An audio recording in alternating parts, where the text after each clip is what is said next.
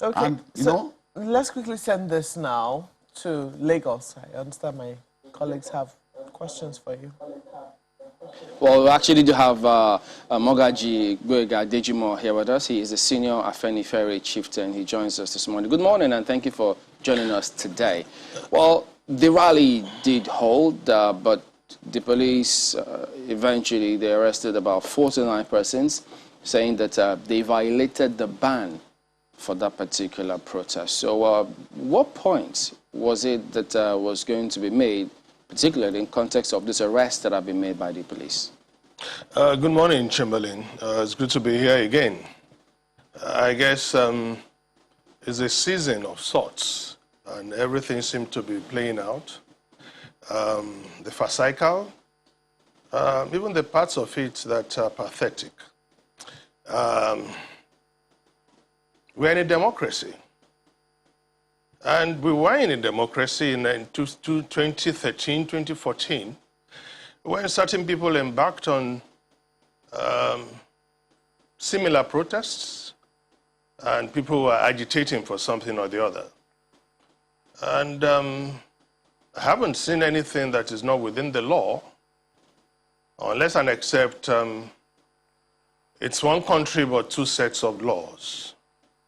So where do you want us to start from? I'm throwing it back at you. No, but the thing is, what point did the rally intend to make? At what point? Well, what I can say is this. I'm not speaking on behalf of the organizers, even though we do have levels of interaction. Yeah. But I could say that there was sufficient information from some of the protesters to the authorities, the police, that this is a peaceful thing. And why would it not be a peaceful thing? Why should it be about the location this time around? They've had these rallies in 5 of the other southwest states. They've had it in Oyo. And there was nothing in terms of trouble. And there was nothing in terms of the protesters turning violent. Everything went well in Ekiti. And Moshun was particularly without any issues, free of any molestation. And Akure was massive. The people that came out were in their thousands. So one will now ask, why Lagos? At what point did it turn violent? At the point to which the authorities felt they had to do something because they must have received certain instructions to do certain things. Why would a 14-year-old girl be shot? What was she doing? Did they find anything with her? Why should live bullets be used, even after what happened at the End SARS protest? It simply means that the life of Nigerians suddenly do not matter anymore. It's pathetic, and that is why I'm even venturing out to say it is derisory that a government that came on the strength of protests is now the one that is disallowing it towards the point of which people are being killed. Those people did nothing wrong. I didn't see anything. Did you? All right, let me even ask you this. So, do you subscribe to the concept of a Yoruba nation? Well, if it's about the Yoruba nation, the Yorubas have always been a nation. What is a nation? A nation state with everything that goes with it. In the context of the agitation. In the agitation, what is the agitation about? It's about self-determination. Some people may want to twist it, but it's no more than that. The AU Charter allows for it. The United Nations has 5 different organs to deal with those who have issues, indigenous people who have issues with the way they're being treated. And I can remember, even our president, when he came in 2015, on his first appearance at the United Nations, he was clamoring for the creation of a new nation out of Israel. He pleaded for the cause of the Palestinians. That was his very first outing ever, that they should have their own country. So why would he do that for Palestinians? Because he felt they had a case. Now, if he feels that the Yorubas don't have a case, then invite everybody to the table. Let us put things in perspective. You don't have to treat an issue like self-determination as if it is a crime. But then, of course, what is the modus operandi of this administration? They treat every problem as if it has to be solved with a gun and every solution a bullet. And that is one thing that history will not forget. All right, so we'll hear the case that you say they've got when we return in just a moment. Do stay with us.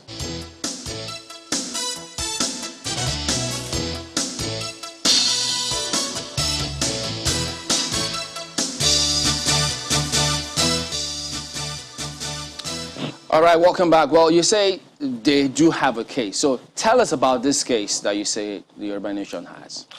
The events leading to this agitation could be in some kind of what I would call sequential logical process.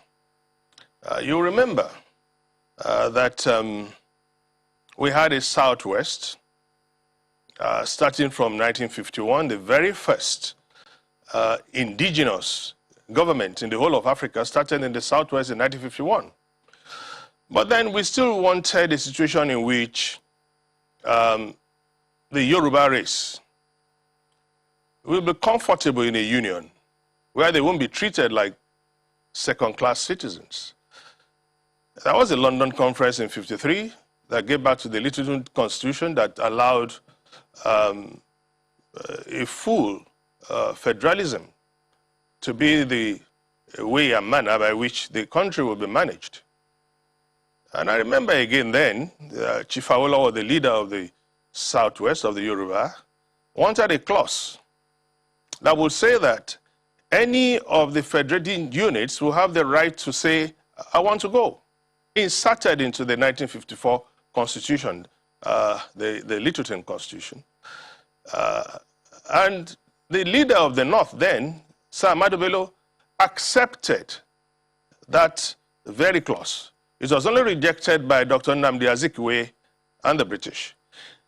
And then, of course, the motion for the creation of the Nigerian state was moved in 1953 first. It wasn't successful by Enahoro, but it was moved again in 1957 by Chief Remi Fani-Kayode, and it was accepted. And the initial date was supposed to be 1959. And the 1959 Constitution, in the making of it, Chief Obafemi Awolowo again raised this idea that any of the federating units, if it feels that it's not going to be so properly treated, should be allowed to go. And that was because he believed that Nigeria was a mere geographical expression. If you want to have a nation, you have a nation that is going to allow the people to be free. There must be equity, there must be equality, there should never be inequity, and there should never be iniquity. We shouldn't have prebendalism, we shouldn't have parkistocracy, we shouldn't have nepotism. And those are the things that have led to the agitation today. But again, the usual suspects didn't want that clause to be put in. In fact, the very first time people were going to say they want to leave this country was in 1953 when the Northerners actually brought the word separation, Araba, into the discourse. So why should it be different for the Yoruba when even the Northerners felt at that time that they too should be allowed to go? And let us face it, the 1963 Constitution, there was no constitutional body, there was no constituent assembly. It was a kind of congregation of the 4 units that said, as at that time it had become 4, that said, these are the things we want, these are the laws by which we want to be guided. And the truth of the matter is that, are we being guided by the laws put together by our founding fathers? In which case, do we have unity in this country? Do we have a free and just nation? Do we? And when Chief Obafemi Awolowo, in his wisdom, composed that anthem, the Afenifere anthem, which has now become the Yoruba anthem, he said it is a duty that we owe, that the way of bringing children into this world should not be on the basis of servitude. Ìgbàgbọ́ wa ni pé bí a ṣe bí ẹrú la bí ọmọ. How a child is born is how a so-called slave is born too. Nobody should be born into slavery. Well, what have we been encountering, particularly in the years ahead after 1979, is so much of powers to the north, so much powers to the center, and some policies that are against the growth of the South. And I can begin to mention them. And that is the truth about it. When you said the other time, said that it seems there are different sets of rules for different sets of people on the same issue. What exactly do you mean? Well, it's like this. You can imagine a governor, Governor Masari of Katsina. The images are all out there, standing with a so-called bandit who's wrapped in bullets, carrying serious assault weapon of the AK-47 type, in public glare. We had a governor, El Rufai, who publicly admitted on national television of paying Fulani killer headsmen rather than arresting them. And let's be safely international about this. Boko Haram, according to the World Terrorist Index, is the second deadliest terrorist group in the world. And the Fulani headsmen, by the same body, created by the United Nations, and labeling the Fulani headsmen as the fourth deadliest terrorist group. But what do you have? You have government officials in the north, governors, and this federal government doing what I call the 5 Ps. In fact, it might be 6 of the Ps. Letter P, that's to say. 1, they protect them. Like you will see Sheikh Gumi being in the company of the same security setup and going into the forest to meet with the same people you call bandits who are fully armed. Rather than arrest them, they are protecting them, they are placating them, almost begging them, they are prevaricating to them, they are pampering them, and they are paying them money. 5 Ps. In fact, let's even say that they do all of this to the people that you might say are privileged, people who have a sense of entitlement to everything. And if you ask me again, when does it become a crime for someone to have the elements of his religion freely owned by him, and then you are splashing that on television and making some kind of story out of what you call a phantom, bulletproof, found in somebody's house? Why are you not showing us the test bill owned by the bandits? Why are you not showing us the rosaries owned by certain Christians that you think are criminals? Why create such a dichotomy? Why? And it's pathetic when you begin to hear the president, Major General Muhammadu Buhari, on national television, saying to 2 governors that he said came to him, saying to the president, we have insecurity in our states, and he's telling them to go back and fix it. What are they going to fix? In 2013, I can remember, I think it was on the 30th of January, somebody will have to Google this, the then President Jonathan was told categorically by candidate Muhammadu Buhari to go and resign if he can't handle security. But he's on his beat now. He's throwing the responsibility at the Southwest governors. Why didn't he do it to the Borno State governor then, when it was only about Boko Haram? So why would we have to be in a country where seemingly, perhaps I should even add, administratively, it is one country but two sets of laws, one pertaining to certain people who enjoy the privileges of the accident of where they are born, and others are being treated shabbily, displayed on television as common criminals. And you want the Yoruba nation. And well, let's face it, what does actually make a nation? If it's in terms of population, the Yoruba in this country are about 60 million. In diaspora, add another 20 million. And then you want to treat them shabbily? You don't want to give them as much rights or as many rights as you give to others? And when you look at the economics of it, the Yorubas are responsible for about 67.8% of non-oil revenue. Go to their Apapa port. The three ports there, Roro, Apapa port, Tin Can Island, are sitting on Yoruba soil. And those three ports in just one local government, they are responsible for the revenue that I'm talking about, let alone Semeboda, Idiroko. And where are the other borders? Those other borders are free. People know.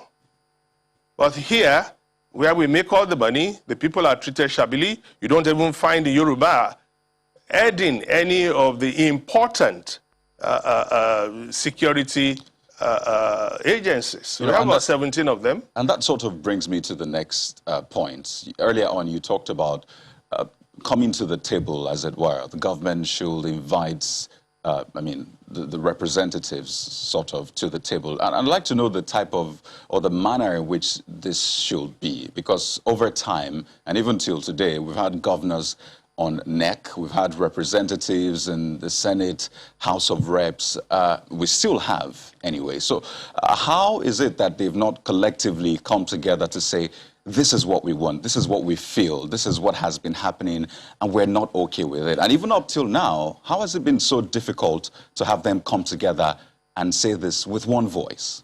That's an important question, and I thank you for it. When you have people telling you, go to the National Assembly and sort things out, it is because they know in their deepest state of mind that the National Assembly is owned by them. If people are telling you, go that way, when everybody is asking that we should sit down and talk, it shows that they have the control and they know that they are sending you on what the Yoruba call Arodon. Arodon is like, when we were little and our mothers would tell us, when we are particularly irritating to them, go and collect something from the neighbor. The neighbor knows the language, sends the child to another neighbor, and by the time it is evening, the child comes back home, the mother is free of the trouble. They want to send us on a wild goose chase. Go to the House of Reps. In numbers, they have more than 100 members of the North over the numbers of the South. So how are we going to be able to present our case when it is highly skewed against us? Go to the Senate. To tell you the truth, it is pathetic. There are 19 states, over 17 states. That's a clear six senators plus the one in Abuja, 7 against what we have in the South. What we need is a dialogue. But when the authorities, the president, is not agreeing to a dialogue, when the president seems to have particularly few options, perhaps only one option at any time, when he's dealing with us, and that is to say, I will let them know through the language that they understand. What language are we talking about? A different kind of language to the Igbo agitation, a different kind of language to the Yoruba agitation? Of course, that is what it means. Kill them. That's the language. clamp them down. That's the language. But when it comes to the bandits, oh, give them amnesty. Talk to them. Even suggesting that they pay them. They pay terrorists. But they don't want to dialogue because they believe that they have all the aces. If this country is to progress, then we should have a semblance of a dialogue. In 1999, Afenifere came out plainly in the sight of all. All right. Excuse me, can I finish? Because this is an important aspect. Afenifere came out and said that this 1999 constitution, which was not brought out by any constituent assembly, it is not a constitution of we the people, should be thrown out. It was plain. Afenifere even told the governors and the representatives then to boycott Abuja. For some reason, the AD governors didn't do it. But then Papa Ademanjo went to the Okuta panel and clearly stated his case. President Obasanjo realized there was a need to have everything done to change that constitution because it was not workable. And the structure that goes with it will not stand. Of course, he tried his best. There was dialogue, except that there was this idea of a third-term thing that threw it out of control in the National Assembly. In the same manner of having to have a dialogue, Afenifere again approached President Jonathan, and that was the beginning of the Confab report, which was put together by Dr. Okurumu, a senior Afenifere member and leader, and Professor Bolaji Akiyemi, who was co-chair, and Afenifere member too. All right. So we have had dialogues in the past, but right now, this administration, this president, doesn't seem to even want to consider all options or any option. If we are talking about options, compromise is the cheapest lawyer. Why can't we dialogue? You don't want to dialogue? Of course we are going to protest. We can't continue to live without dignity. We are born with dignity. Okay. And all over the world, the Yorubas are noted for that. Tifawolawa wrote in 1981 that the Yorubas are slow to anger. So I guess accommodating. The options... All we want is, let us sit down and talk. Excuse me. And then we brought about the 2017 Ibadan Declaration. Okay, well, we'll get your point. But then it didn't work. We'll get that point, though. If we asked you for that in 2017 and you are not giving it to us, then we are free to now seek by any means the realization of self-determination for the Yoruba. So in other words, I mean, that option will always be there for that dialogue. Thank you. That is a fantastic place to let it go. Mogaji Gboyega Adejumo, Senior Afenifere Chieftain, thank you very much indeed for your time this morning.